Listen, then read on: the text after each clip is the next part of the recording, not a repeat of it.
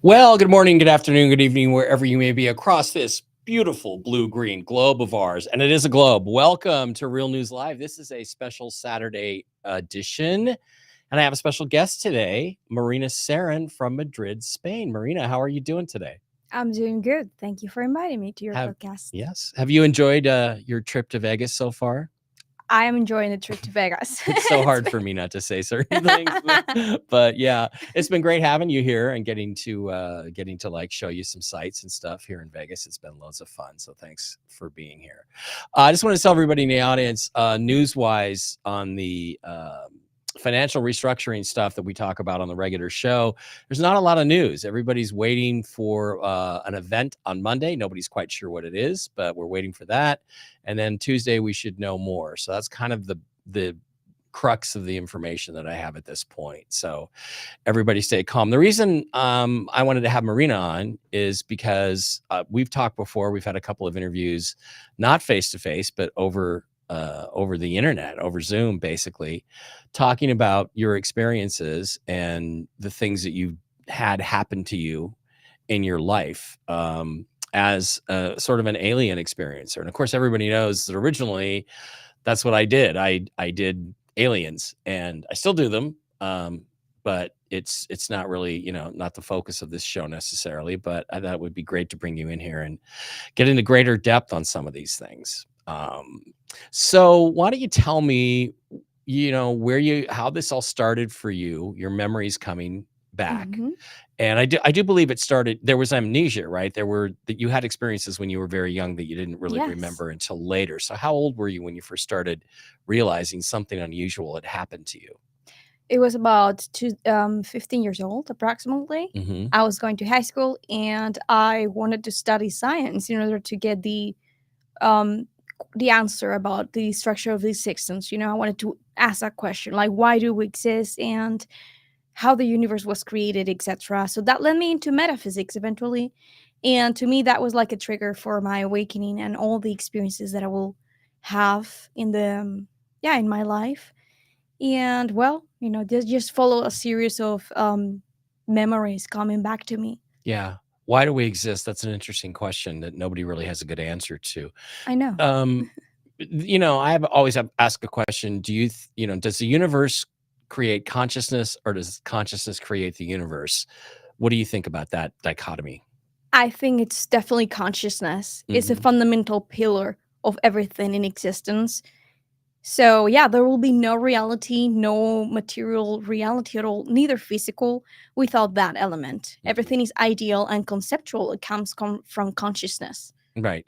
Now, do you believe, in terms of staying with the physics, that physical reality, like solid matter, is actually is solid, or is it just energy? Like I've always kind of looked at it as you have light waves and sound waves, because I think everything in the universe is a wave. I don't. Everything. That's correct. Okay. Yes. Well, thank you for telling me I'm correct on that one. And it's just interfering waves of light and sound, and as they interfere with each other through various processes that are pretty complex, everything slows down, and the slower it gets, the more solid it gets, the denser it gets.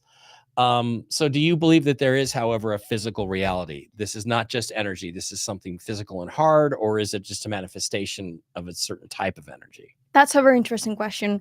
The thing is that we are misusing the term physical in our day-to-day world. Physical does not mean material. Physical means anything that is a physical entity that exists within space and time. So it could be light, or it could be matter. So matter really is that which is more of a crystallized electromagnetic wave in the expression of space and time. It is denser. The wavelength is much longer. And so that is why we perceive it to be denser, material, opaque. I don't know if that word exists. Mhm. Yes. Whereas, the non-physical is still physical, is it still electromagnetic energy, Yeah. but it's not as crystallizing to the space-time continuum But of reality. I mean, it does take up physical space in a sense, even though electromagnetic Everything signal, is. right? It's like there are particles or something at some level that take up some actual physical space. Exactly. Okay. And so when you think about that concept, there's so many things in physics that I think are completely wrong, right? And it's like people just aren't asking the right questions because we've gotten off on the wrong footing. Do you Well, and again, we've talked about Freemasons and things like that. I mean, most people don't know the electromagnetic equations that everybody thinks are Maxwell's are actually Oliver Heaviside's. Yes. He was, and I'm can't prove it, but I'm thoroughly convinced he was a Freemason. And Maxwell was thinking in 4 dimensions, 5 dimensions, 26 dimensions when he was doing his mathematics. But Heaviside thought, well, that's mystical and we should murder that from the theory, which is exactly what he did. So all of the physicists from Einstein and everybody else, they use Heaviside's equations, not Maxwell's. This is a part of what Maxwell came up with. So I think as long as we don't have that higher dimensional component, do you think that we'll ever get close to understanding the physical reality, well, what they call physics of this universe? I believe that in terms of the scientists, if they continue to just rely on Newtonian physics, they will never get to reach out to the most important questions and answers to us, like how the universe actually works. So when it comes to quantum physics, for example, if we learn from the double slit experiment, that's actually an evidence. That's what started everything for us to understand that consciousness is that, as I said, fundamental pillar of reality, and that all of the higher dimensional construct comes along with that. So there's no such thing as just third dimensional physics as we understand them to be. There's much more than that. Yeah. We have a very limited physical reality. Let me ask you about motion, because what I've studied and what I've known and found out, like, I started out with what they call the monuments of Mars, which is a series of pyramidal ruins and the face on Mars and things that were all aligned in these very specific mathematical patterns that talked about or pointed towards tetrahedrons and spinning spheres. That's basically like, this is how you figure out how the universe works. So everything in this universe is in motion. I mean, we have, Newton's laws of physics where they talk about, well, when a body is at rest and nothing is acting upon it, then it, Yeah. but nothing's ever at rest because every atom in your body has an electron spinning around it. So you can be as still as you can possibly be, but you're still moving. The planet's moving, it's spinning, it's moving through space.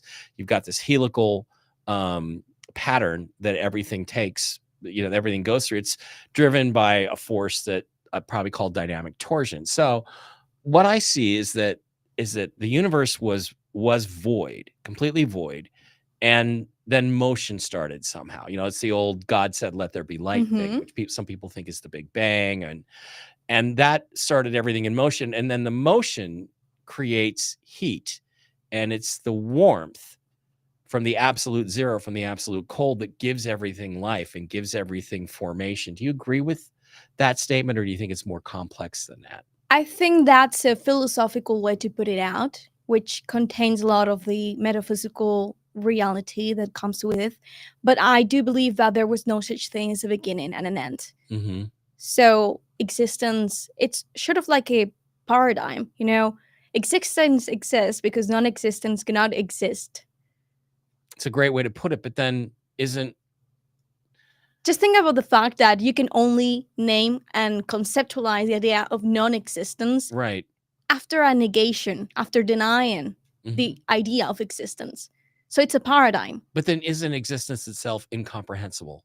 It is, and that's the point. The point is that the more that you get closer to getting all the answers as to like existence, the whys, the everything, you get to understand that you know nothing. Nothing makes sense. And that's when you realize that existence is creation. So when you say existence is creation, you mean that you're in control of the reality that you experience? I mean to say that you could be an expert in physics, in metaphysics, and understand all of the underlying designs of the universe and mechanisms of it. And whenever you get close to getting more and more of that information and get then the bigger question asked, you believe that you know so much and everything makes perfect sense until you actually reach that realization and you understand that everything's so ridiculous, everything doesn't make sense, right? That it should be a creation. It has to be a creation from an all that is consciousness. But yeah, I mean, all it takes is one observation to screw up the best theory ever created, right? One observation that doesn't fit. So, and I didn't intend to start with physics today, but that's just where it went. So, okay, but then again, like, I do not in my consciousness think very much about black holes. Yet black holes supposedly exist. But when I observe black holes, I keep hearing this crap about, oh, well, there's all this intense gravity and it sucks everything in, even light, and time stops on the surface of a black hole and all this other stuff, which I kind of think is nonsense. But when you observe a black hole, the ones that we have observed, and there are no pictures. People say, oh, we took a picture of a black hole. No, you took a bunch of data and you made it into a pretty little JPEG that NASA put out. You don't see energy. You don't see anything going into it. All you see is bursts of intense radiation and energy coming out of it. Yes. So I think these are holes in the universe through which the higher dimensional energies are coming. Do you think that observation makes any sense? And do you think NASA's completely wrong about their theories of what a black hole is? Well, the thing is that the way that I interpret gravity to start with is not the way that the scientists of this earth has put it together. I do not believe that gravity is a force itself. It can only be it can only make sense if we take that into the dynamics of Newtonian physics with all the formulas that we know and utilize. But as a conceptual reality, gravity is not a force. The universe is vectorial. Do you know what a vector is? Yeah, of course. Okay. So for our listeners, used to be an engineer. Come on, yes, I know what a vector of course. Is, right? Okay. I was just, introducing this to the Well, listeners. maybe there are people out there, not to be insulted, maybe there are people out there who don't know what it is. Okay. So a vector has a magnitude, a direction, and orientation, correct? Well, gravity is the consequence of reality, space, and time being vectorial. What it means is that Einstein, when he said that when you put a mass in the space, everything curves around itself, that's not correct. It's the other way around. Space and time wraps itself or curves itself around to create the geometrical disposition or patterns of whatever physical entity that may exist in the universe. So that vectorial, those vectors, it comes from the outside and then into the inner, like, let's say the centripetal or the pivotal point of the center of that physical entity will create the lines that will define magnitude, direction, and then orientation. So if I have my phone in here and I hold it, it will, and I will stop holding it. It will fall into the table, not because there's a force attracting it, but rather because the vectors of the reality are leaning or are orientated inwards to the center pivot point of the Earth. Okay, because the Earth has mass, is that the reason? It's not really a force. Exactly, it's not a mass. It's not a force. Neither it's a vectorial predisposition, like design, like geometrical predisposition of the space and time. Do you believe there are forces at work in the universe at all? Yes, I do believe in forces, but I believe those are mostly the electrical forces, the magnetic forces, which is not. And there's one that people don't talk about that does exist. So, okay, so it's interesting. You kind of parallel with what I think, but me personally, I don't care what gravity is. All I know is that if you have mass, you have gravity, and it's a measurable thing, and you can work around it or work with it or however you want to do it. But so there's this toroidal force or torsional force called dynamic torsion, which Einstein started to dabble with, but he was working with static torsion, which was very weak. But dynamic torsion is very dynamic, is very powerful. And it's interesting because, like, you're going to fly on a plane here in a few days back to Madrid. Yes. And I don't know if you know this, but we do not know really why planes fly. We do not know this. When we do the factor, they think it's the difference in air pressure over the airfoil and all this other stuff. If you push an airplane forward in a vector, right, in a certain direction, that you generate enough speed, you get lift, and if the wing is a certain shape. But they've done tests, and there's about 15% of the lift missing. And it always has been missing. And it even says this in the design manuals. And what I think it is it's the fact that you've got the Earth is like on a vector. It's spinning. Okay. It's rotating. It's orbiting the center of the sun. The sun is orbiting the center of the galaxy. The center of the galaxy is orbiting the center of the universe, wherever the hell that is. So it's when you add the additional vector, you gate energy into the system, which is the airplane, and it creates more energy for it, which lifts it up, which they can't really tell or can't measure that. So when Einstein says, or Newton basically says that, anything that's in free fall, unless a force acts on it, it shouldn't change direction. But of course, we've observed objects in free fall that change direction. And so Einstein came up with this idea, space-time must be space-time. I don't think time's a dimension. I'm going to argue that one too. Well, we might disagree on that one, right? But it basically, it must be curved, which is the dumbest thing I've ever heard.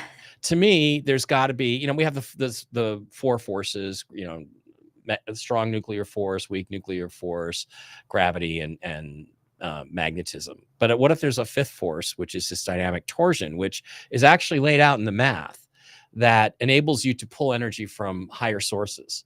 Then that would be what would be affecting the spacecraft or the rock or whatever you're observing, because as long as this thing is rotating, it's pulling in a little bit of extra energy, and that's what's going to change the direction.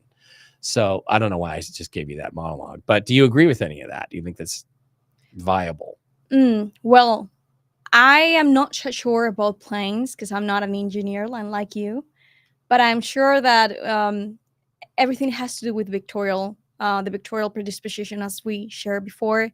And when the Foucault pendulums, have you heard about it? And how it basically has to work?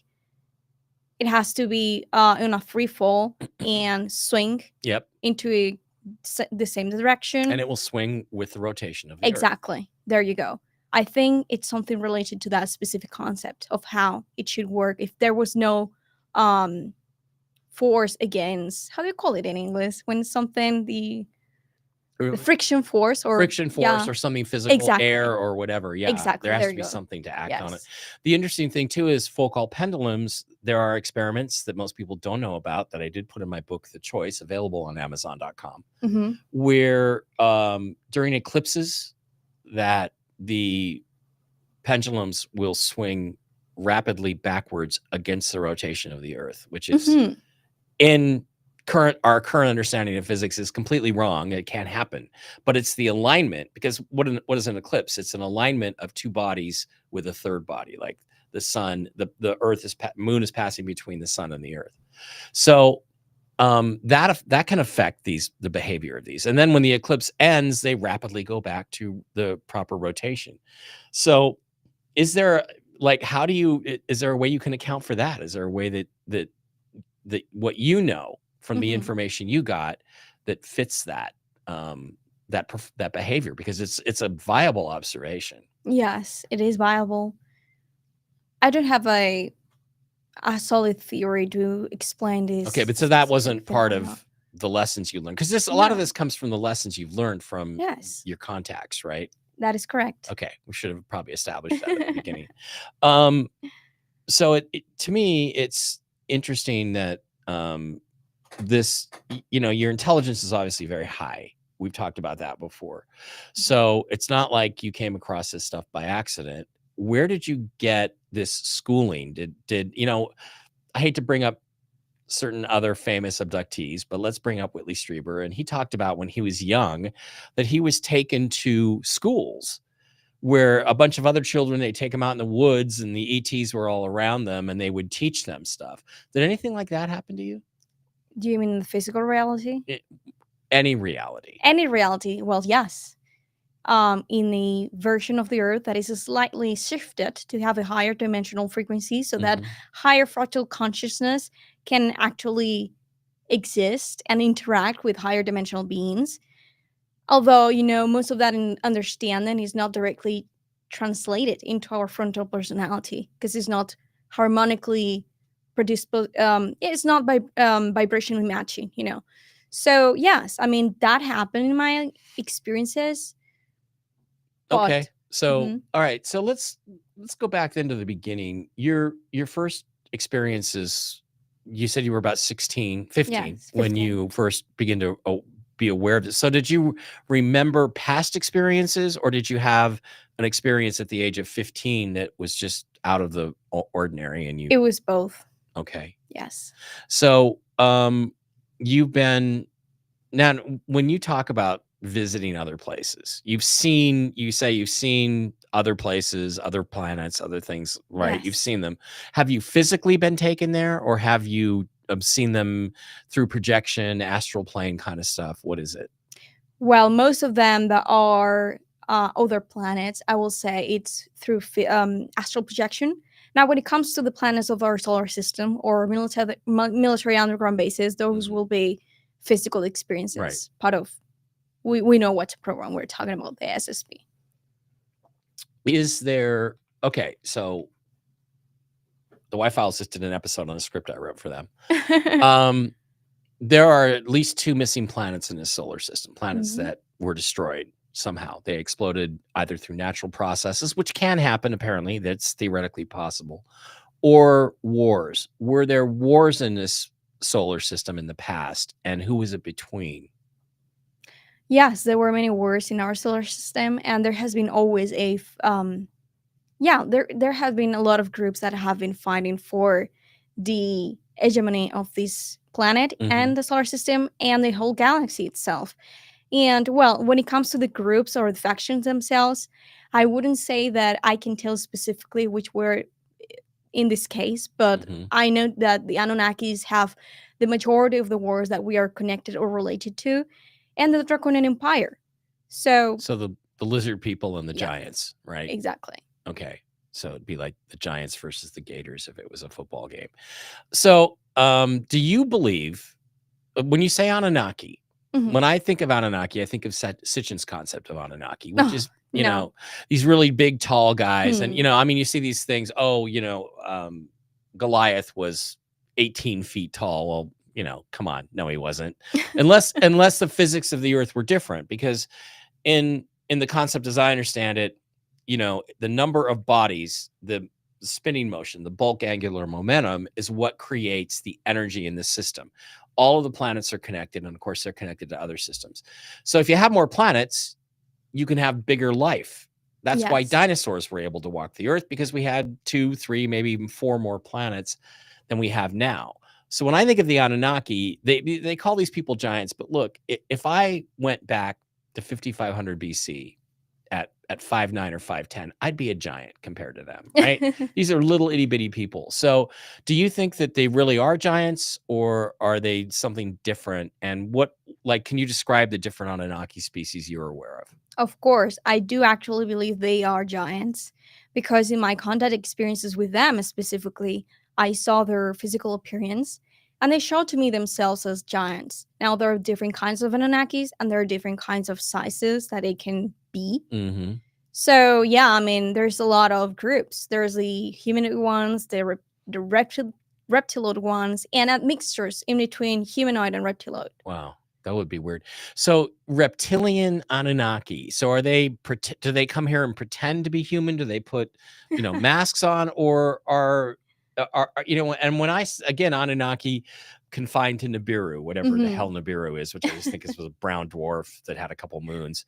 Are they all from the same place, different species from the same planet or place, or are they coming from different areas? But in other words, is Anunnaki like a generic name for extraterrestrial species? Well, Anunnaki is a general term, not for extraterrestrial species in general, but rather a group within them that have origins in the constellation of Lyra and Vega. Okay. So we can say that they have a common origin, but they took different evolutionary paths along the way. That's why we have different Anunnaki factions and different Anunnaki mixtures. Now, So for me, you know, all physics is local. In other words, the physics in our solar system is going to be different than another solar system because we have only so many planets left, so many spinning bodies, and it's that spin energy that sort of creates the reality in this system. So as we lose planets, obviously our physics changes, people get smaller, everything gets smaller. Is that true in your experience? In other words, is someone from Zeta Reticuli a binary system? And we're not going to mention those particular people right now yet, but are they going to like have different physics there? In other words, is the speed of light slightly different in Zeta Reticuli than it is here on Earth in this solar system? From what I've been told, the speed of light changes depending on the speed of your thought process. Mm-hmm. So it will have to do again with consciousness and reality, not with physics itself from a third dimensional point of view. How do extraterrestrial, I should rephrase this. How do alien species change, beat the speed of light limitation that we think exists? I don't think it exists, but how do they get around that physical limitation or that light speed limitation that everybody thinks is real? Do you mean with traveling? Yeah, how do they travel from one system to another? Okay. You know, how is that done by aliens? Because extraterrestrial, by the way, I'm just saying, when I say extraterrestrial, that could be a human, like that could be me living on Mars. I would then be an extraterrestrial. So. Okay. Well, I believe that the reason why they can meet the speed of light is because their technology is anti-gravitatory.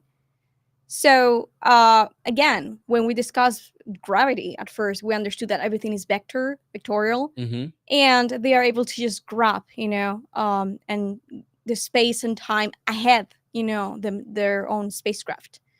So there's no physical limitations because they understand the geometrical patterns that create this fabric of the universe of space and time. So would you say the universe is geometric? Yes, it is. It is. And would you also say it's binary? Binary has to be black or white. Or two, one or the other, 0 or 1. In other words, a series of choices. Yeah. Of one or the other. Of like things is what creates. I mean, that's a principle of the universe. That's a principle: polarity, duality, etc., trinity, oneness. But yeah, it will go on with that. So, yeah. Do you believe in like numerology? Do you think that sets out a pattern? Yes. Do you think I think there's good numerologists and there's crappy numerologists. Yes. But you do. So you think someone who practices it the right way can predict things about your life? I'm not sure about predicting, but I'm sure about understanding the patterns of frequency behind numbers and digits, symbols, etc. Okay. So have you been, let's talk about the secret space program stuff, because we all know there's secret space programs. Yes. Anybody who follows this subject, the question is who, what faction, what technology do they have? I know that we developed anti-gravity technology here in the United States probably in 1960, because if you look at the speed of transportation, it goes, from a guy walking to a guy on a horse to a horse and buggy to a steam train to a propeller airplane to a jet airplane to a rocket, and then this curve that's going straight up in terms of speed just goes completely flatlines for the last 70 years, 60 years. So do you think that or what do you know about this? Do you think that there is more than one secret space program? Does every country have one? And are there different countries working with different alien factions? Absolutely. The secret space program comes originally from Germany. Okay. After Second World War. Yeah. And after many of the Germans took off that anti-gravity technology in Operation Paperclip, for example, where they went into the United States and they started working with the CIA, that's where many of the different factions of the space program were created, First of all, the German one and then the American one, right?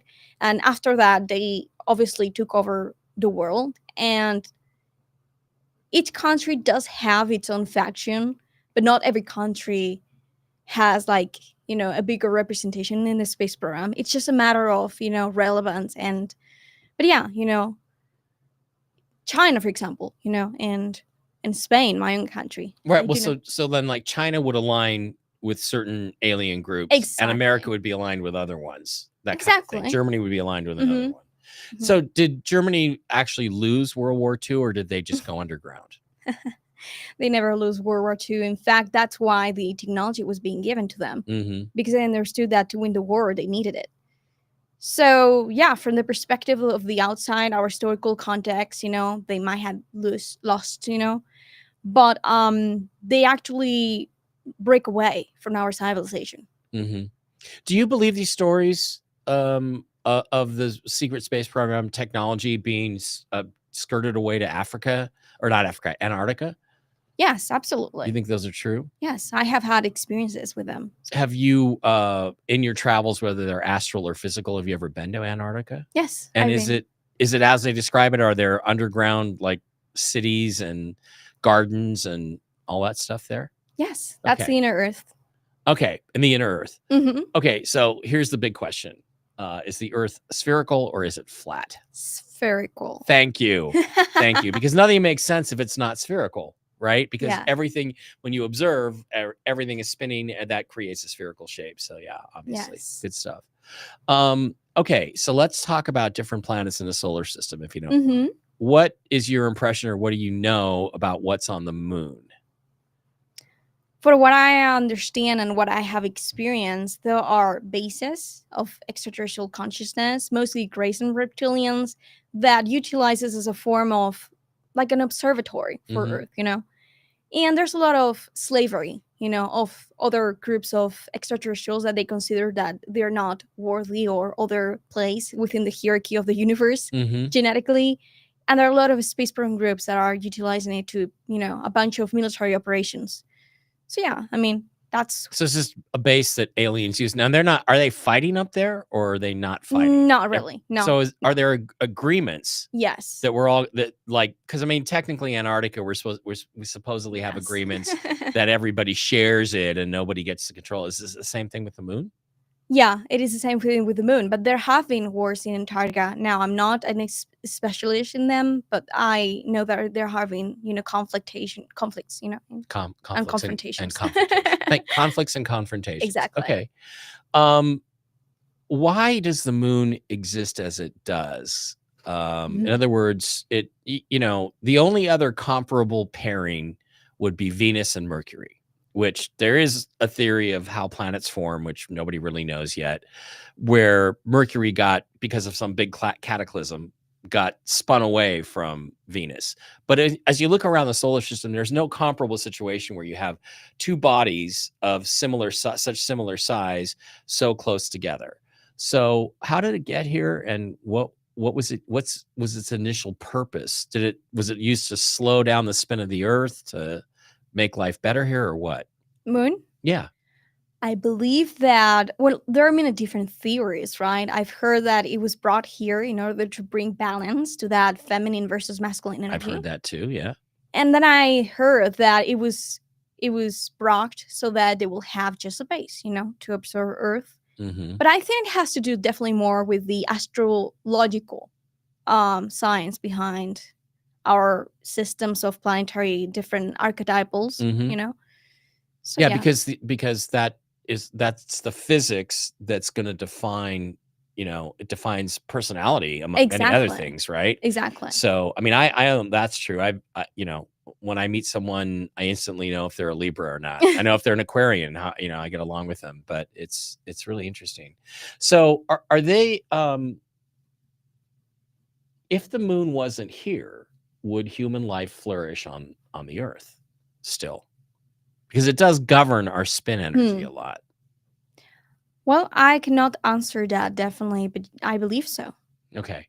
All right. Just curious if you had any, it's like, stuff. You talk to people I haven't talked to, so I want to get some of my questions answered. All right, let's move on to Mars. What do you think is going on Mars right now, and what's the history that you know of it?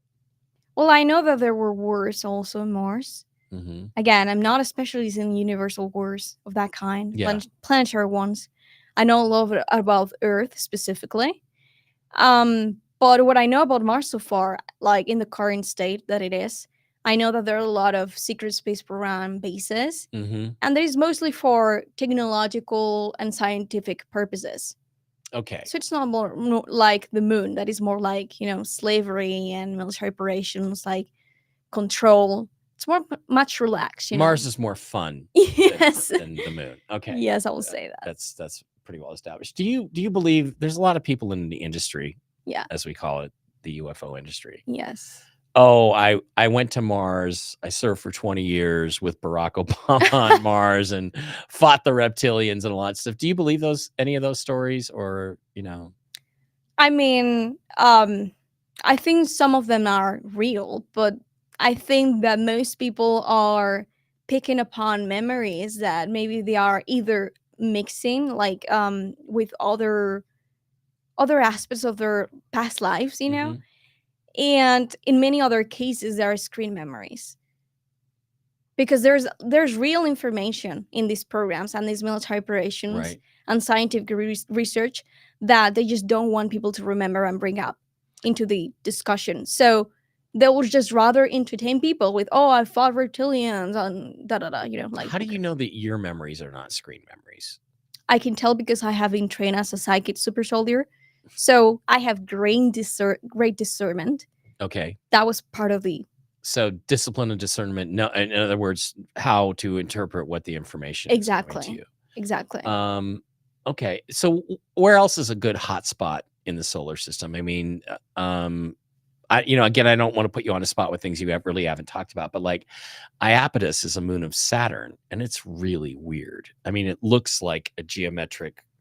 The horizon is not curved. It's a series of geometric lines, all equal.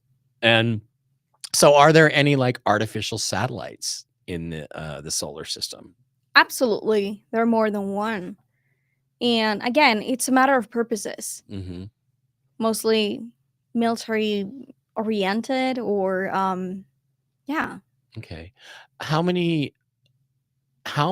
We get different people giving us different counts. Oh, there's 57 alien species visiting the Earth. There's 20. Oh, there's only 3. There's only 2 or 3 fighting over the Earth. How many alien species do you think are visiting the Earth like right now today? Oh God. I wouldn't be able to tell a number because the agreements and the changes have been shifting over the time. Mhm. So, I mean, at the beginning, there were it was a reduced group of them, Mhm. like reptilians, draconians, Anunnaki, some Pleiadians, etc. But of course, as time has went by, there were introductions of some of them, and as many genetic iterations as we have, obviously that took part of the reason why it changed. So I can't say a specific number, but yeah, it's Well, not. okay, so like Yeah, tens, hundreds, thousands, millions? I would say hundreds, but not all of them are able to interact directly with our experience or with our civilization. Okay. So what like being around us Yeah, like is directly painful for them or difficult for they just No, there are beings that are just not interested, or they're dependent of our position in the earth and in the universe. They just do not. They would like to preserve our free will and our own the reality that we have decided collectively to construct in here. Like, it was a collective consensus Mhm. to not allow interference directly.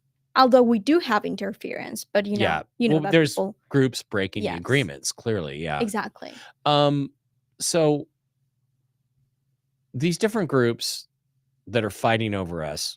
See, I guess we can get into that philosophical aspect of it later, but I feel like we're very important. Yes, And I think it's our genetics that are important because yes, our genetics enable us to do certain things that other species can't do. You look at the grays, they're very dead. They have no souls to speak of. And you've told me, I think before, you can expand on this, that there's lots of different types of grays, but they're abducting women, and they're doing their hybrid experiments. And I know personally someone who I know as well as or better than you, and she's told me her story, and it's completely believable. Not yeah, because she's not crazy. I mean, um, And so about this whole hybrid baby thing. So it feels like to me, like they're trying to become what we are, and they think they can do it by stealing our DNA, which I think is completely wrong because it's not physical; it's something else. Do you Yes. agree with that or no? I agree with it. Okay, so if the question is, how do you stop this, or are we screwed because our government sold us out back in the 50s? You know, the Eisenhower stuff. Well, the government, because of their position, yes, of course, they were able to engage in agreements with these beings and basically sold us out, as you say. But let's not forget that we are individuals and we have our own free will and sovereignty. So we cannot really believe, that there are other entities, no matter how much power they represent in our civilization or society, that can actually impose another force or these entities to take away that free will. So again, yes, we were manipulated, we were taken over, we were abducted, and it was part of that. But if you're told that you cannot retrieve that you cannot come back to that state of empowering yourself and allowing these beings to be part of your experience, you're being gaslighted. Okay, that's a lie. Exactly. Yeah. Yeah. So how does someone, because I've done several shows on this stuff, and I remember for a show I did in 2013 that there was we went to do a test case. They wanted to just see how the show worked, and we met a lady from London. We went to London and we met with her, and she had been having abduction experiences for, I think, most of her life, and she was a client of Daryl Sims, who is a very intense, doesn't like aliens very much, calls it the alien, wants to chop them up and eat them like sushi and that kind of thing. But as we questioned her, I questioned her. It was my job to be skeptical and stuff. And she said, all I want is for this to end. I don't want this in my life. I didn't ask for this. I don't want it. I want it to end. How can she take that power back and put an end to it then? Because I don't know. I didn't know what to tell her. My co-star, Stephen Jones, rest in peace, Stephen, we love you, said, I can assure you we're going to put a stop to this. And I'm like, dude, you can't tell her that, because how do you do that? So how would you think you could do that? Is it a combination of meditation, prayer, attaching yourself to a higher, lighter being? How do you do that? Shifting belief systems, definitely. When you sustain or support a specific belief or statement about yourself, you are molding your own neural networks.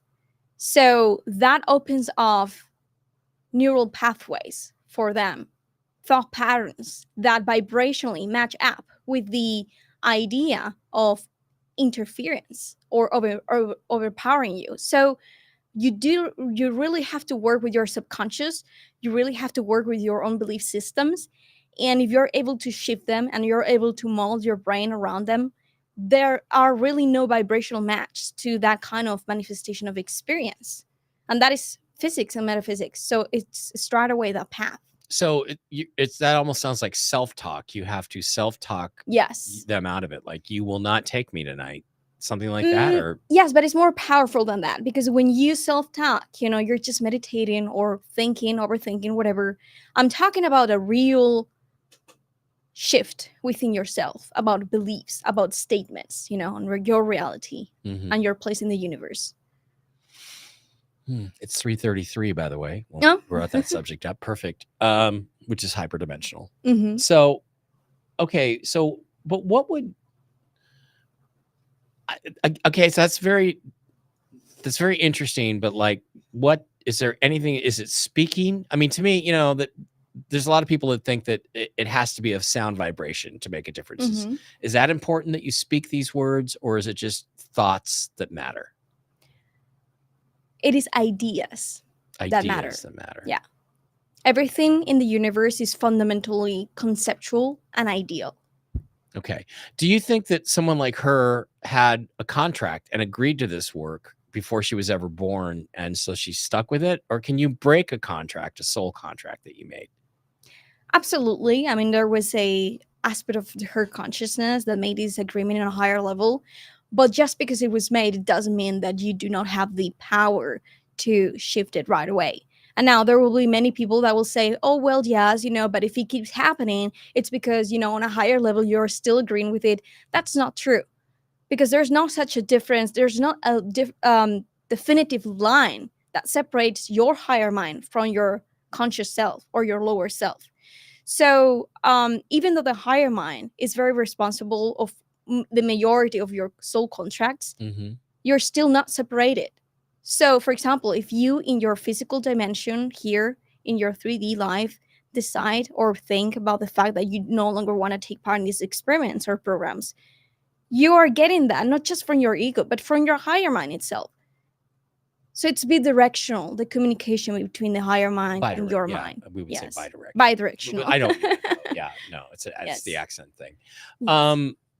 Okay, so it doesn't matter then if you have a contract. Yeah. That, because you have free will to break that contract, Yes. right?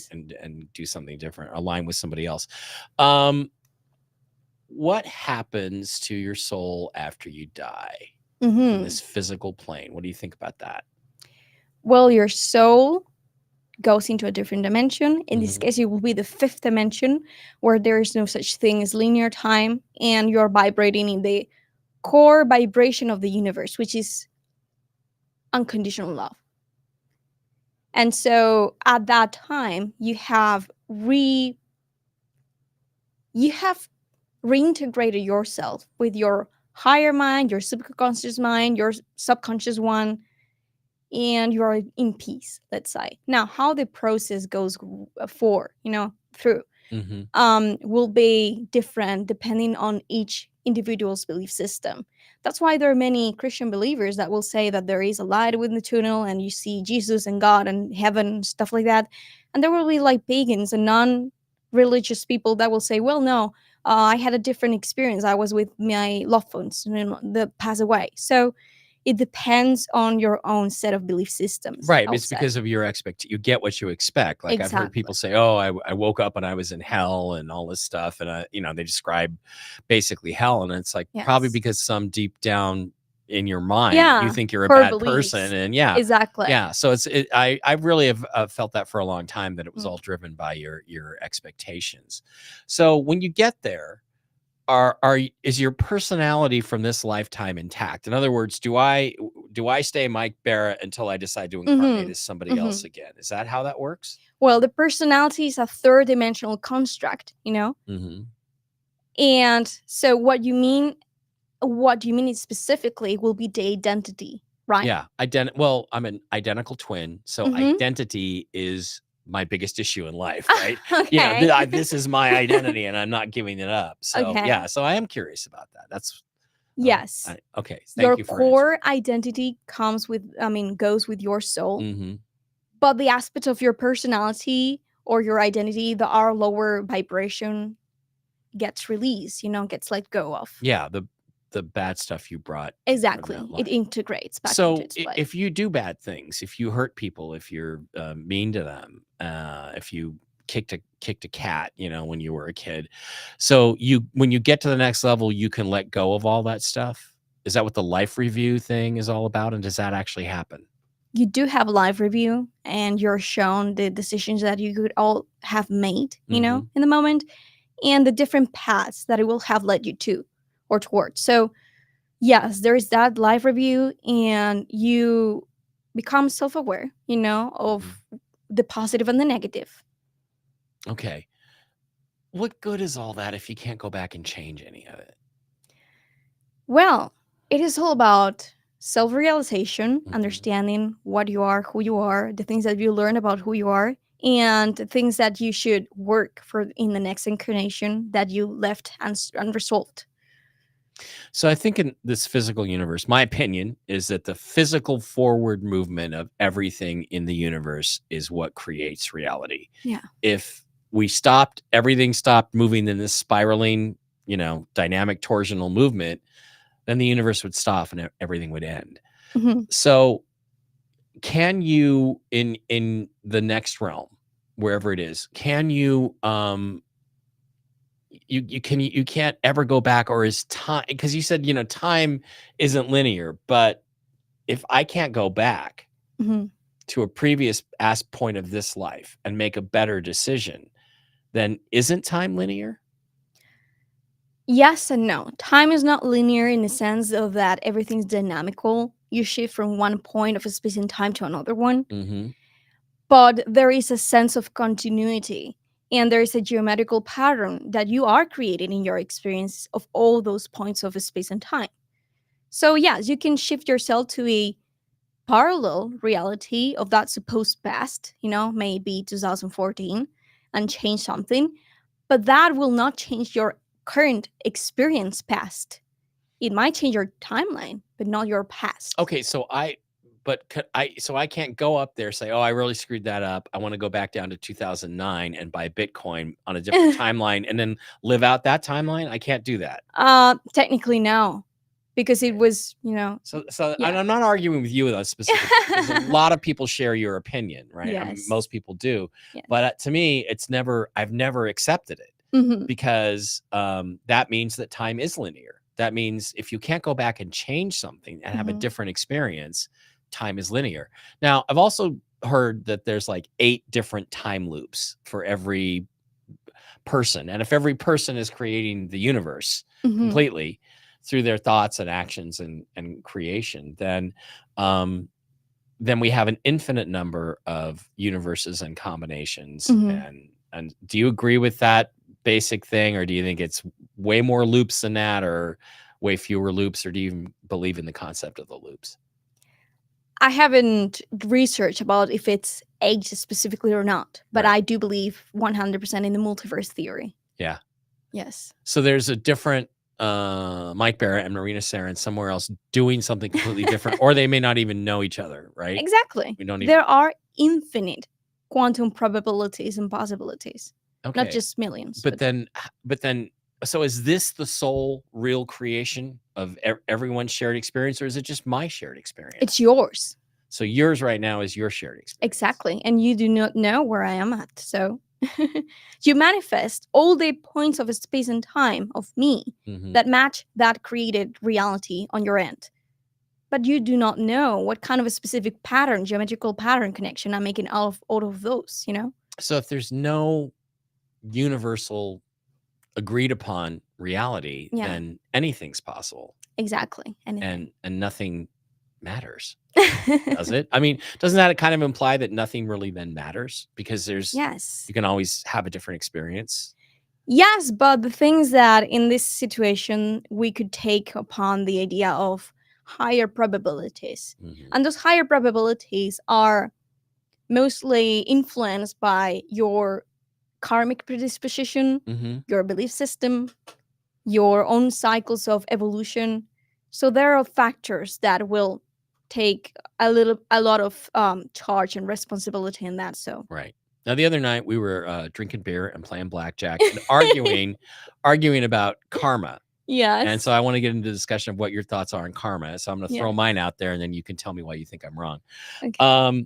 So I think that with karma, that it is the sum total of the bad things you've done. I mean, I feel like as a soul, you have karma and grace. You have the things that you did right, where you helped and made other people happy, and you have the things you did wrong. So that's your karma. But I'm very firmly along with the belief of you get what you expect when you pass away, at least your initial experience of death. If you believe I'm a Christian, but I was a bad Christian, and I cheated on my wife once or something, and so I go to hell. But then if you forgive yourself for that, you get out of hell. You get out of that. So that I think that karma is only the stuff that you don't forgive yourself for, you have to go back and make up for. You don't agree with that, I don't think, but you want to elaborate? Okay, yes. I would like to say that, yes, it's true that forgiveness has to do a lot with that release of karma. Now, I do not believe that just with the idea of forgiving oneself, you might let go of that karma. because there are aspects of it, the concept, and the construct that you might have to re-experience from the side of the victim or the other side, in order to understand why. And what is the question specifically? Why did you hold on that belief system that created that whole construct and scenario for yourself that limited yourself?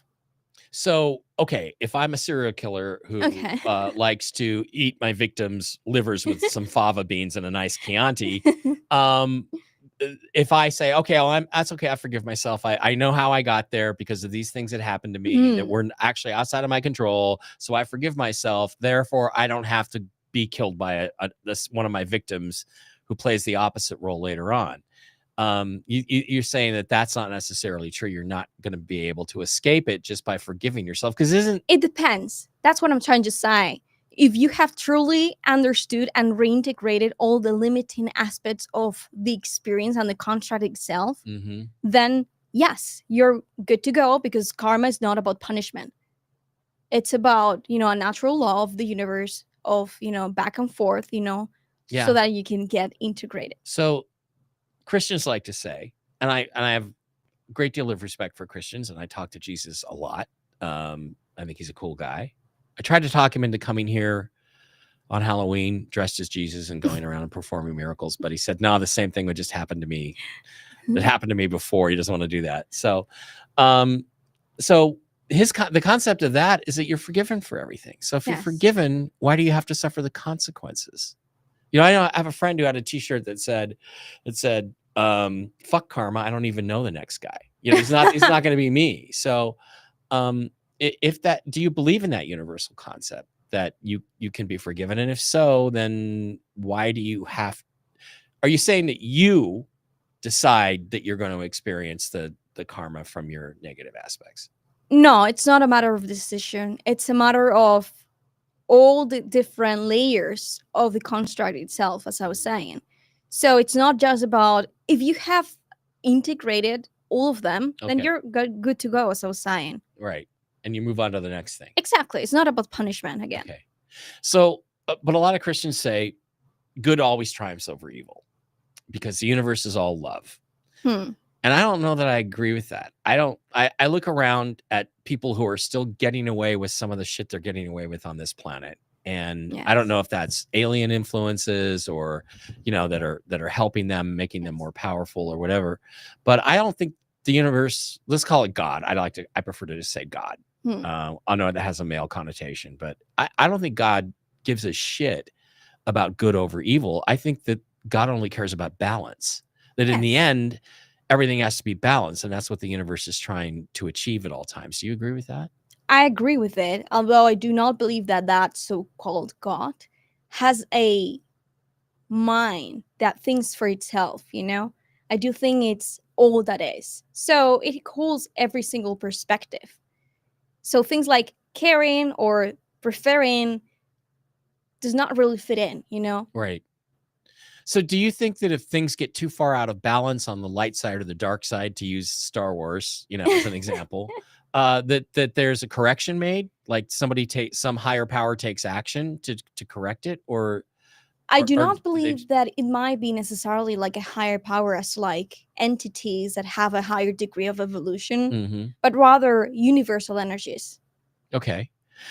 So there are Hopi legends that say that the Earth, we've been this advanced before. And if you look at the timeline of humanity in terms of when we've had, we started eating red meat and sugarcane, and our higher brains developed. And if you look at that timeline, there's plenty of time in there for a technological civilization to evolve and to fall, and to evolve and to fall. And the Hopis say that there's been 4 previous worlds of man, and this is the 5th. And, now it's like, but all those have ended. And the reason they ended is because they got out of alignment with God's desires for man. That's what they say, basically. And the Earth has been destroyed by fire, by water, by, nuclear wars, whatever it is. So do you think that concept is real? Because I'm going to tell you, when I started out looking at structures on Mars and looking at them on the moon, and I'm looking at this stuff and I see human engineering. I see engineering. So either engineering principles are universal. In other words, how far do you space things apart and how strong do they have to be to support them? And why is there a humanoid looking face on Mars if humans aren't from Mars and so on? Exactly. So do you believe that that concept is correct? And do you attribute the disasters, the floods, the fires, whatever, do you attribute that to God saying, okay, you guys are out of control? Absolutely no. Okay. Absolutely. I will attribute it to the higher fractal consciousness, Anunnakis and entities that have a role in our reality, in our planetary consciousness, that tend to decide, for us, depending on what is their specific agenda. And that's why we have such a thing as wars and conflicts among gods and deities. So you don't think that we'd kind of take a poll in the background of all the souls on Earth and they're like, this really isn't working out. Bring in the asteroid. That doesn't work. Exactly. No, it's not the universe. Look at other planets. Right. Well, Venus is a pretty effed up place. Venus used to be a real garden spot and now it's a mess. So there's a lot of fear out there right now, and there always has been. When I wrote this book, The Choice, in 2010, I went through all this stuff about pole shifts and all these things that people believe, and it's like, there's, as far as I know from the evidence that's available, that's really not true. There's been some bad stuff that happened. The Younger Dryas impact event, which was obviously probably a comet hitting the North Pole area, right? And probably caused 40 days and 40 nights of rain. So you do have these things happen. But do you think that they're just purely random, or is there some specific plan behind it? I do believe in a very intelligent design of all the astronomical movements of the Earth, the solar system, and every component of it. So obviously it's not casual, it's not random, and the pole shifts are actually very related to these different cycles of energy and evolution for humanity. Right. So of course there must be a group of beings that at the beginning, they designed a whole solar system and its movements, and they just set it for to be a plan, like a scenario for entities that desire to evolve and create a playground for interactions with different levels of density of consciousness. And take a role, and just, Yeah. Okay, so let's talk aliens. I got an Alienware computer right there. We do not get any sponsorship from Alienware, just so everybody knows. Yes. So we talked about, reptilians and draconians. You mentioned about an hour ago, it seems like, right? So how can there be? I always thought draconians were reptilians, and they were the evil ones, the bad ones that just ate people for lunch and did all that terrible stuff. But you're suggesting there's two different kinds. So can you elaborate on that a little bit? Let's start with them. Reptilians and draconians are not just two sides, like it's not a dichotomy of them. I just believe though that they do have different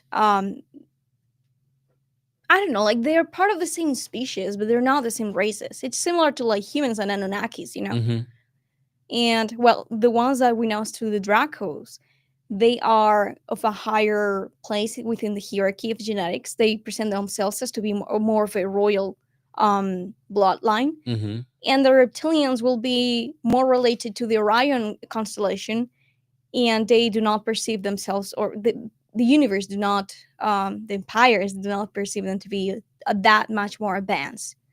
Okay. That's the generic perspective or take on it. But they would both appear similar if you were to encounter one. Absolutely. Okay. Yes. Okay. Yes. And before we go too much farther with the alien stuff, let's talk about this. Is there, like, people talk about there's a galactic federation of light, or it's a galactic like federation. It's like a Monty Python movie or something when you listen to these people talk. Is there really a consortium of habitable intelligent species and worlds that sort of police this part of the galaxy? That is correct. Although there's no just one single one. Right. Because there are different factions, like in everywhere. So they'll have different politics and agendas altogether. Everybody has, like, I believe the purpose of existence is to end up closer to God than when you were incarnated. Yes. That's my belief about why we're even here. And that every race has a different way of getting there. Like they choose a different path. Our path, I believe, was free will. I don't know what the Gray's path was. So do you agree with that? And like, what is the Gray's path, as an example? Well, the Gray's path, that's something that only then can answer specifically. But it's true that it will not definitely resolve itself by stealing genetics from us. Yeah, that's not going to work, guys. Exactly. Yeah, it's like they're trying to take something ethereal and Yes. fix it with something physical, and it's just not even going to do it. It's like, oh, I'm really hungry. I'm going to eat a rock. You know, it's not going to work. Well, the thing is that they were given the possibility of a different path, a different outcome for the race evolution to not die out and distinguish. But they took advantage of that. And now they want Earth. Now they want to come here back. So, you know, that's the dilemma that they have, that they are observing that we are not going to allow that to happen. Yeah. So. Yeah. Do you believe, some people like to think that, oh, they're time travelers from the future, that they're just us after we've physically desiccated and we have our heads are bigger, but our bodies are smaller. Do you believe that that's true, or they're completely separate species? There are various kinds of Grays. Yeah. And so I wouldn't be able to tell if they come, all of them, from a parallel future of humanity that destroy themselves, such as, other channelers will sustain. But, they're the ones who are not even truly biological, So, yeah, I mean, it depends on what is specific faction. Again, It's all about faction. Okay, let's, again, you don't like the Grays very much. No. So why don't we get into that specifically? Yes. What do you want to say about them? And let's start with just, what do you want to tell people about the Grays that they don't know? Because there are certain abductees out there, like Whitley, who I have a great deal of respect. Whitley, if you see this, I really respect you. But he's kind of like, oh, they're ultimately they're here for our good kind of a thing. Do you agree with that? No, of course no. In fact, the Grays are the entities that are the less respected and taken seriously in the galaxy, because they're not to trust. Like, whenever there's an agreement, they always create trickery within the agreement and violate parts of it, terms of the conditions. So nobody trusts them. That's the point. Wow, the Grays are notoriously unreliable. I hear when they drink, they really are not fun to be around. Yeah. Okay, so nobody trusts them. They have like short man syndrome, right? They always want to fight. They always want to. They're sneaky. They're very sneaky. They're like Klingons. They're not good. And I don't mean to make light of it, because they are here. They are abducting a lot of people. They are creating a lot of unhappiness on the planet. Why doesn't another species who's more powerful kick them off the planet? Why are they still allowed to roam around here, or are they just sneaking through the defensive shields and stuff and getting in here? Well, that is because they cannot interfere in other species agreements. So if they observe that humanity is interacting with them and they haven't still developed that, consciousness, that responsibility about themselves, they will just understand that it is up to us to just grow up, and understand that, claim back our sovereignty. So other people say, just to get slightly off target here, that there's an embargo on the planet Earth, and we can't leave Earth. Is that true? I mean, yes and no. We're not completely limited to Earth. We can take other incarnations, but the thing is that the soul has a lot of experience taking on this planet and the themes of exploration of consciousness of this planet. We are part of a collective consciousness too. So we're not just dealing with individual karma, we're dealing with collective karma. So there's a big magnetism that will make us grow and farther if we decide to continue along with this planet, with our own kind. So is there a giant soul catcher on the moon that captures all the souls trying to escape the Earth and throws them back? Absolutely no. Okay, good. Wanted to check on that one. No. you hear a lot of these crazy stories. Can a human being incarnate as something else in the next life? Like if I go up there and decide, yeah, I don't want to do the human thing anymore. I want to be a reptilian and have really big muscles.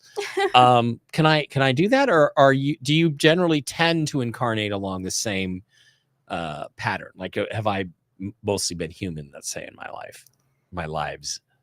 There are cases in which when a consciousness has transcended those limiting beliefs and the topics of exploration that they wanted to take on Earth to learn and expand further, they will be able eventually to take on another body and another species. Okay. But it is not usually the case. Wow. So in other words, if you pick human, you stay human as you go through your lifetimes, for the most part. For the most part, yes. Okay. That's interesting. Well, because I kind of like being human. There's a lot of advantages to it. Yes. Again, we're just getting off aliens here, but then we get into some other stuff I want to ask you about. Is it true that like at the next level, at let's say, the fifth 5D, whatever you want to call it, that there's like no eating and there's no anything else like that. Like there's not physical stuff, like you don't have to eat, you don't have to consume dead flesh to survive. So it's a different physical experience than this one? Absolutely, yes. There is a point in existence and evolution when you have transcended the need to take energy out of matter. But it's not about matter versus energy only. It's about the nutrients, the vitamins, the aspects of the layers of consciousness that the vegetable world and the animal kingdom of the second density can offer to you, right? For your own evolution. Because when you're eating and when you're developing and evolving your own, let's say, your habit, your food habits, it's just not about sugar or fats or whatever, learning how to be healthier, but learning from how do you gather that nutrients and that information from other entities, from life. Because when you take plants, when you take vegetables, and when you take animals, there's an energetic exchange in there. Yeah. But the thing is, it's really funny is that, again, as I research different books I've written, there's no difference between plants and animals in terms of their experience of death.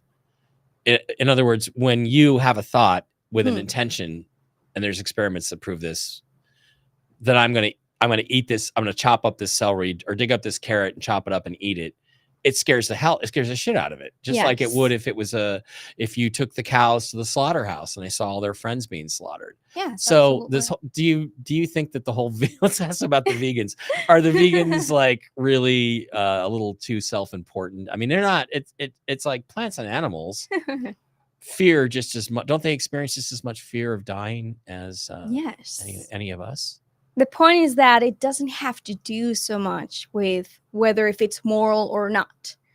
It's about the energy exchange, because plants are second density and animals are third density, which means that if you're intaking meat, for example, you are in the process, in the equation that is created, you have more of the fear frequencies intaken and replicated into your own consciousness. Why?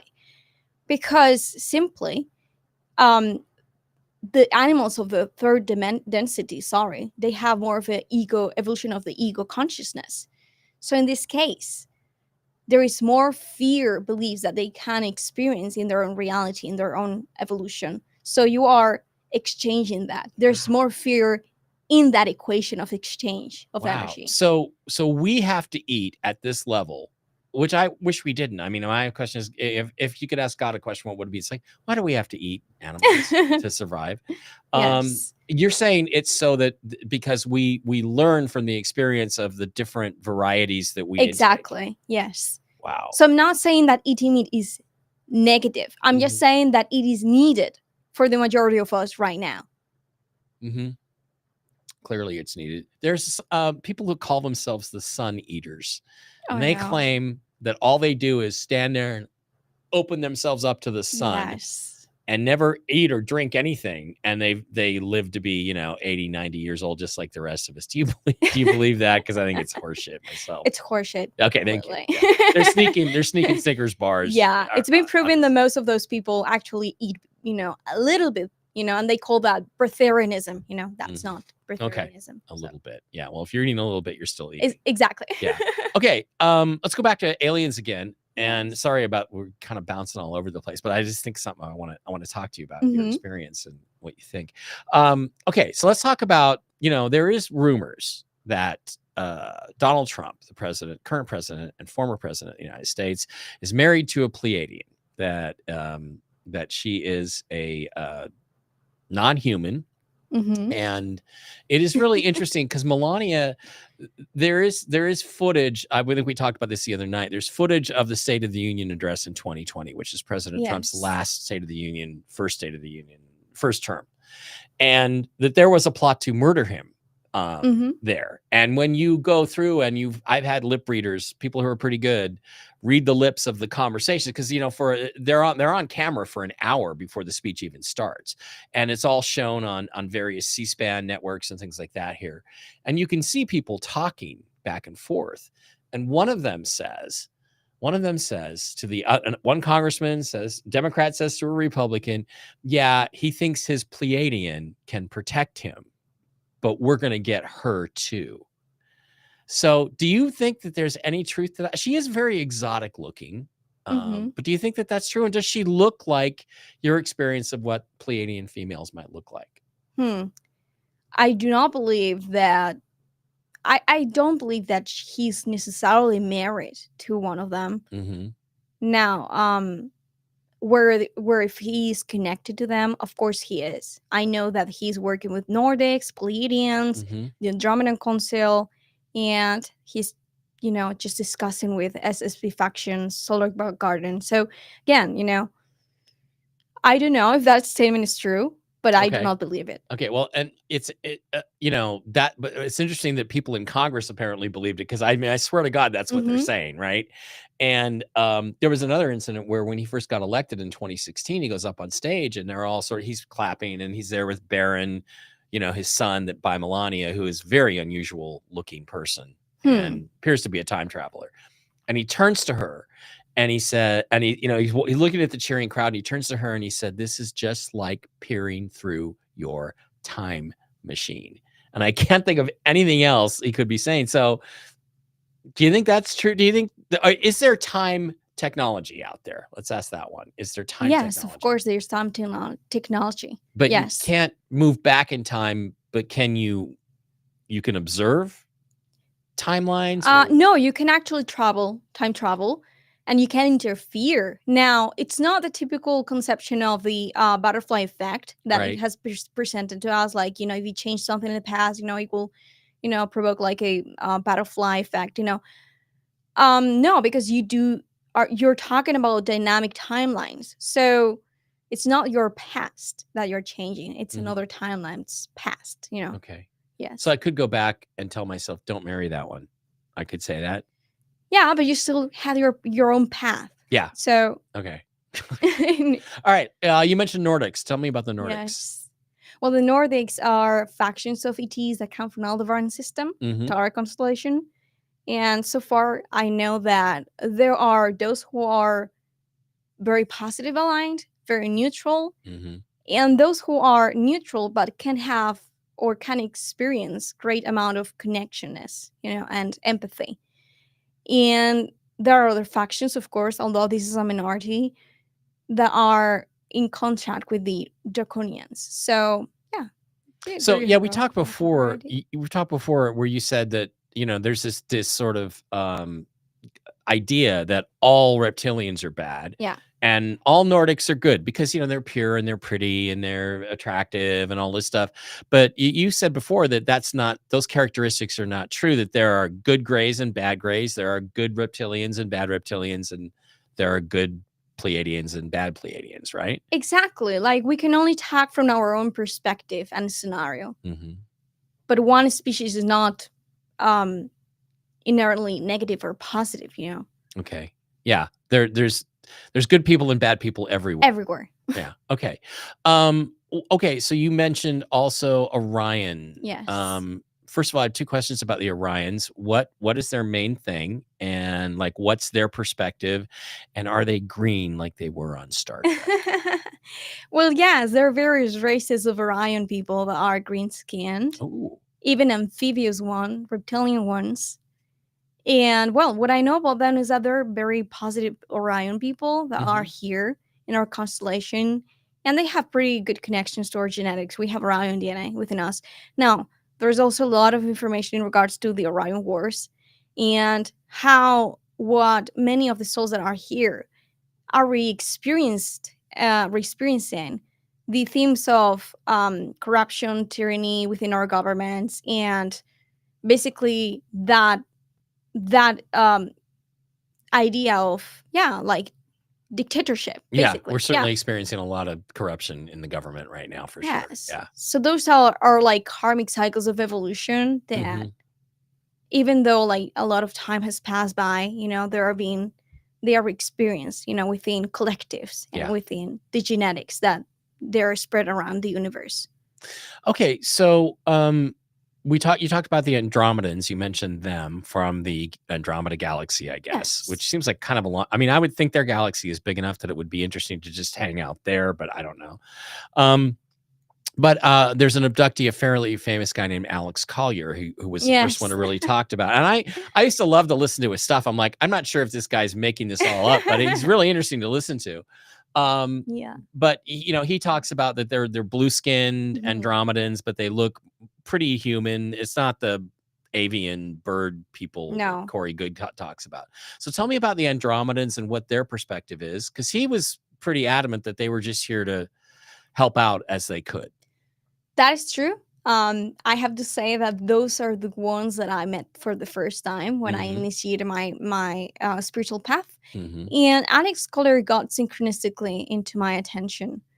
So I have consumed a lot of the knowledge and information. He's given some great lectures. He's given some great ones. Absolutely, yes. And so I do have connections with the Andromedan Council. And I am aware that they are working with the Pope, because I have been there, in the non-physical. The new Pope? Yes. No, the other one. The one that passed away. Pope. Yes, okay. The old Pope. Yes. So the old Pope was a good guy, not a bad guy? The thing is that we tried to talk to him, along with the Vril people, the Vril maidens. And we were discussing about Earth's, evolution and decisions to be made within our governments. And, he was pretty hard to talk with and discuss about things, because he had a lot of contracts with and agreements and whatnot, with the people around him in the Vatican, and he was highly influenced. Now, he would just not collaborate that much, and that put him in the position that he ended up in. So, unfortunately, it is what it is. Just as long as we're on the Vatican, do you believe the stories that the gold has been repatriated from the Vatican to different places around the world? Have you heard that one? I haven't heard about that, but I hardly believe it. Do you feel like that the Vatican is losing the power that it held over the Earth? Absolutely. Right. Obviously. Because we're moving from the occulted age of Pisces, where everything's been secret, into Aquarius. If we're not there already, do you think there's a very stringent time, like where we've moved from one to the other? Have we hit that yet? Yeah, I think it was mostly in 2020 and 2012. I think that's what I think the 2012 thing was that's the real marker for moving from Pisces to Aquarius. So absolutely. So and most people, the word apocalypse is used. I don't know what's the Spanish word for apocalypse? Apocalipsis. Apocalipsis. Okay, did I get that right? Yes. All right, I messed that up. And people don't understand, and this is one of the things I put in the choice, which we've talked a lot about today, is that apocalypse doesn't mean catastrophe. It doesn't mean disaster. Exactly. It means to lift the veil, to reveal the truth, right? And so we see a period now where there's all kinds of truth coming out about everything. Yes. So. It's like Ragnarok or Armageddon. Yeah, exactly.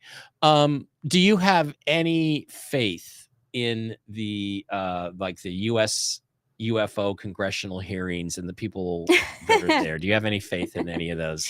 Well, let me tell You you. don't have to name names if you don't Okay, want okay. to get on anybody's bad side. Sure, let me tell you something. I was working with them I was astrally in the White House, recruited many times within the years of 2020 to 2021.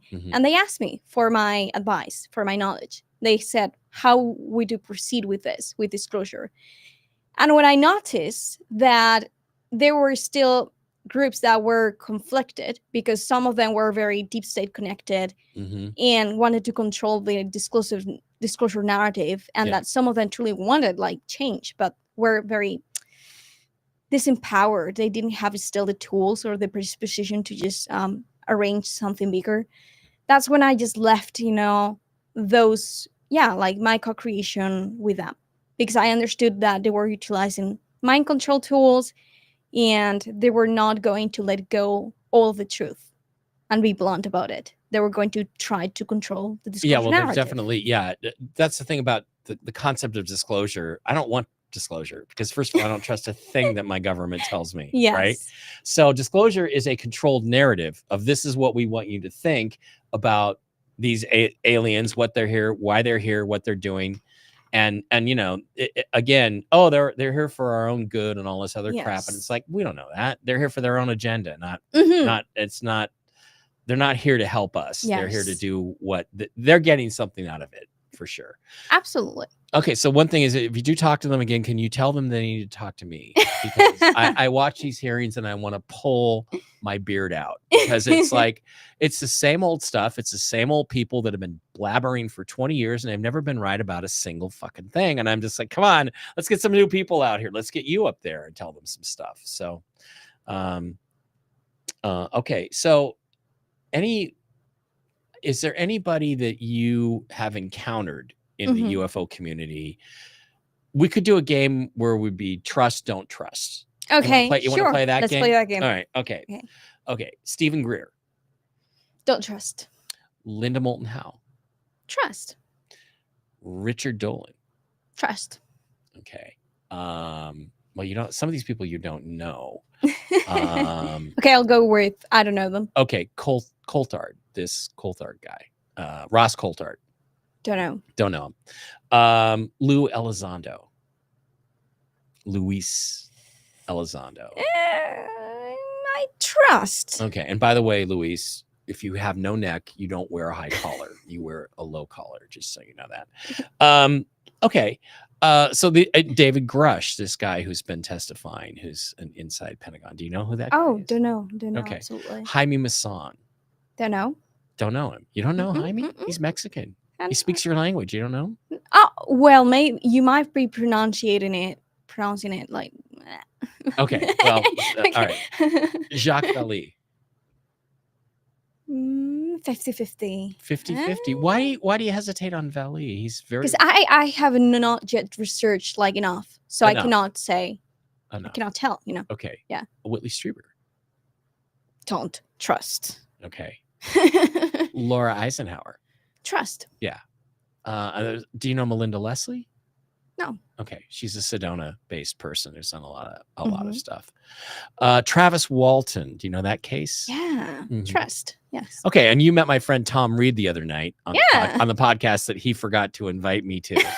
You didn't forget. No, I know it was not his fault. I just changed the time though because it was very late in Spain. Yeah, but he could have let me know the time changed. Anyway, my internet went out anyway, so I would have been there for like 15 minutes. Yes. Tom, do you trust that Tom Reed's case is for real? I do. Yeah, I do. And it's interesting because I interviewed him for Ancient Aliens. I've interviewed him for Uncovering Aliens and Ancient Aliens, and at least twice.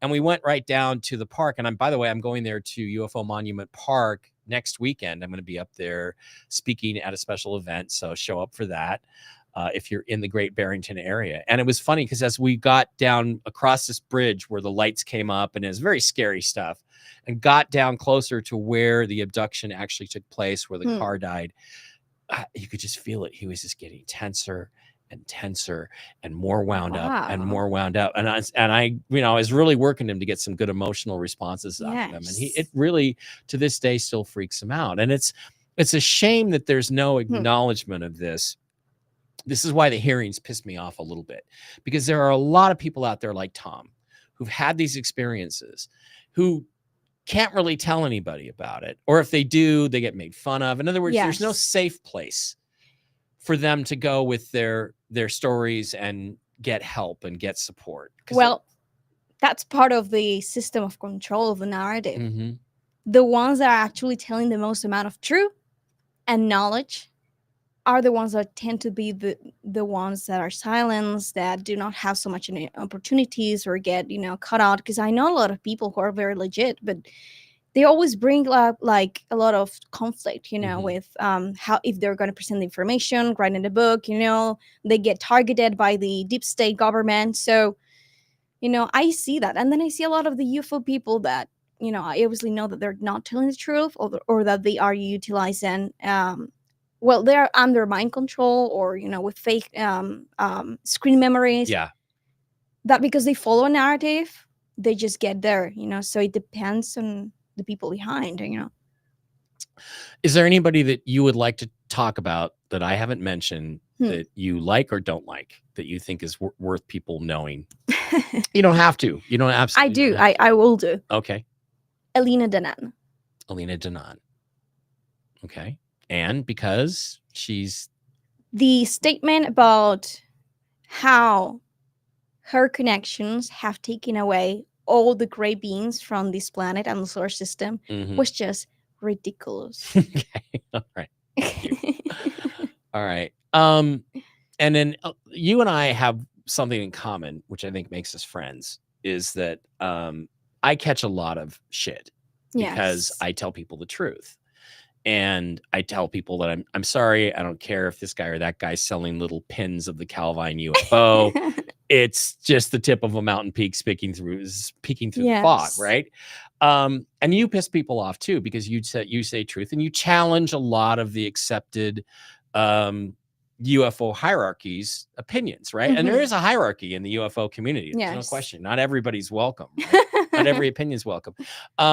So do you have anything you'd like to say about the things people say about you? Because people say shit about me that's untrue all the time. So, and I usually correct it, but I don't always. Is there anything you'd like to say about that? And again, it's your option. So. In 2020, when I was supporting the gray alien agenda, I was very welcomed by anybody. Everybody was like, oh, she looks just like a hybrid. She's so pretty. Like, oh, she's like intelligent. Let's, promote her and give her space to talk. The moment that I disengaged with the grays and that I started to reveal the truth, the bold truth, is the moment in which people started turning against me.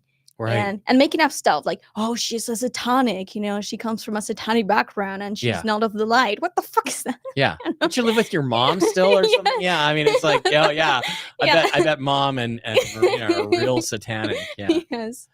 Okay. So so that's BS then. Yeah. Okay. All right. Okay, well, it's been great to have you again to talk in a different format. I'd like to do this more often with people that I really like and respect. And you just happened to be in town, so we got here and had this good conversation. Is there any final things you'd like to say? Where did people find you? You're on all social media, and then marinaseren.com, I believe, is the website. Correct? Yes, correct. Well, I would like to say to remind people that it is very important right now that we claim back our sovereignty and that we do not trust people outside of us. Only trust yourself, because everybody here has an agenda. So please develop discernment. That's very important. And I would like to say that people can find my information in www.marinaseren.com. Okay. For spiritual coaching services and also one-to-one conversations. So if there's anybody that do not need or want any kind of advice, but they just want to talk about their experiences, I'm open. I'm all ears. And I can share information about my own life too on a private one-to-one conversation. So they can message me there and we can arrange and schedule an appointment. Okay. Well, that sounds really, really good. It's funny. I think it was Alex Collier who we just talked about, who said, don't accept any help you didn't ask for when it comes to ETs and aliens. And the other thing is, we're moving into a time, I think, when this is going to become more of a reality, and we have to decide what we think about it. And what's really frightening to me, not frightening, but disturbing to me, is we don't have the right people talking about it. So it's really great to have you here, and because I think you're one of the right people to talk about it, even if I don't agree with you on everything, and I agree with you on a lot, but even if I don't, even if we have some disputes, one of us is right. And those other people over there are probably not right. So you're come here and you're going to get the answer. So thank you for being here. I appreciate your time. And have a great rest of your vacation. Your first trip to the United States, right? Absolutely. All right. Have a great rest of your vacation. Maybe go sing somewhere or something. Do some. I will do that. You do that. Okay. Definitely. All right, Marina, Seren, thank you very much for being here. Guys, I will be back on Monday with the Real News Live show with Jen. And